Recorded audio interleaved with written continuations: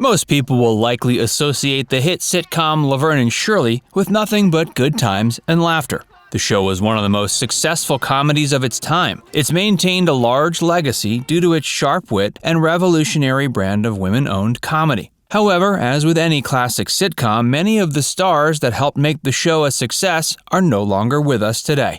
Join Factsverse as we explore Laverne and Shirley cast deaths you didn't know about.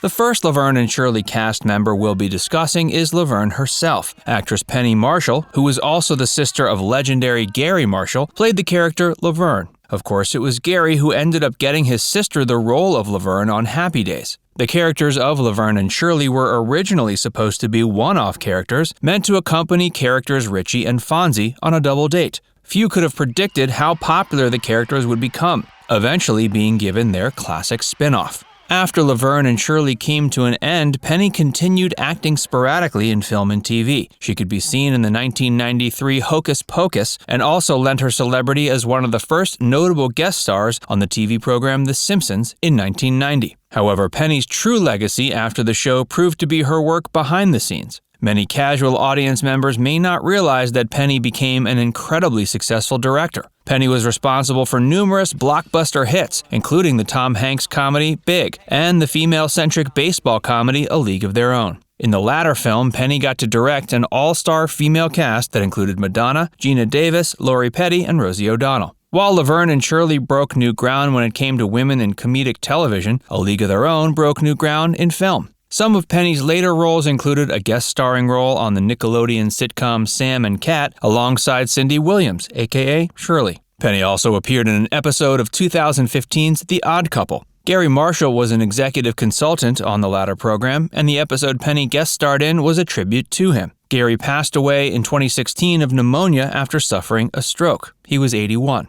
Penny passed only a few years later. In her later years, Penny was diagnosed with lung cancer. Although she managed to overcome the battle, it was too late. The cancer had metastasized to her brain, and she passed away December 17, 2018. She was 75. The next Laverne and Shirley star we'll be taking a look at is David L. Lander. David was known for playing the character Squiggy, who formed a comedic partnership with Michael McKean's character Lenny. Lenny and Squiggy weren't characters created for Laverne and Shirley, but were actually characters David and Michael had been developing via improv for many years prior to being hired as writers on the show. While working on the first episode, they were encouraged to write their characters into the script. So Lenny and Squiggy were introduced to TV during Laverne and Shirley's premiere. While Michael McKean is the one who went on to achieve more mainstream fame, David never struggled for work. He was a popular voiceover actor, perhaps most notably being tasked with playing one of the weasel henchmen of Christopher Lloyd's Judge Doom in the hit 1988 comedy Who Framed Roger Rabbit.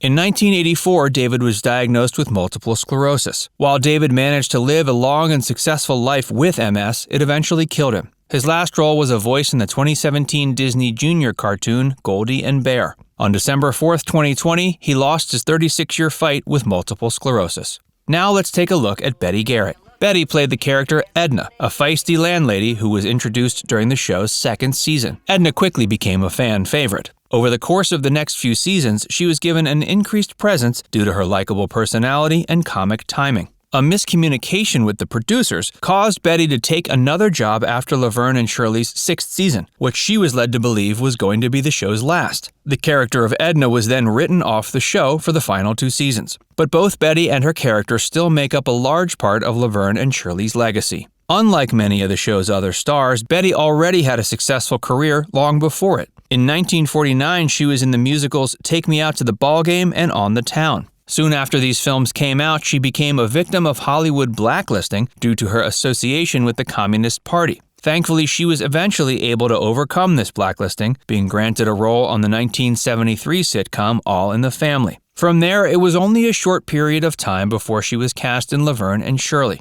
Betty died February 12, 2011 at age 91. Her cause of death was said to be aortic aneurysm. Hey, if you're enjoying this video so far, make sure you give it a like, and be sure to subscribe to Factsverse if you haven't already. The next deceased star we'll take a look at is Phil Foster. Phil played the role of Laverne's father, and his neurotic nature provided much of the show's comedy over the course of its 8 seasons. Phil had made a name for himself as a stand-up long before being cast. One of Phil's stand-up writers during his early career was a young Garry Marshall. The two maintained a close friendship over the years, with Garry eventually getting Phil a job on his sister's show. Phil also wrote 2 scripts for the program and continued performing stand-up both during and after his time on the show. He died of a heart attack on July 8, 1985. He was 72.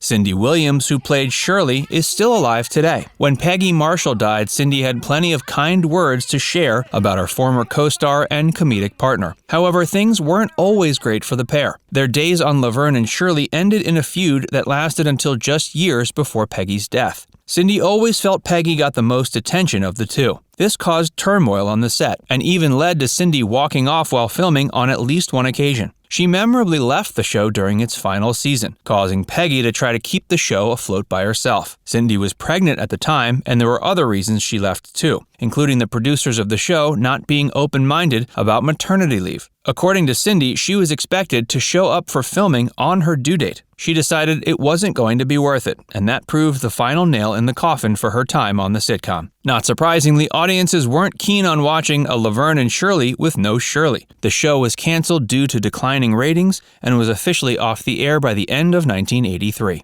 Cindy and Peggy eventually made up, appearing together on the aforementioned episode of the Nickelodeon sitcom Sam and Cat. Cindy has chosen to lead a much more humble life than Peggy. She's appeared in a few TV and film roles over the years, and also wrote a memoir in 2015 detailing her life and her career in Hollywood. It was called Shirley, I Jest, and was released to a great deal of public interest. The show has maintained a steady fan base over the years, and has recently found a new fan base in the form of the LGBT demographic. It found a new life on the Logo TV network, a network dedicated to showcasing LGBT content. Although the characters weren't a lesbian couple, their domestic partnership and strong wills have understandably managed to strike a chord with the lesbian demographic. Now it's time to hear from you. Comment down below what your favorite Laverne and Shirley episodes were. And before you go, make sure you give this video a like and subscribe to Facts First if you haven't already. Click the bell icon to stay updated on all our latest content.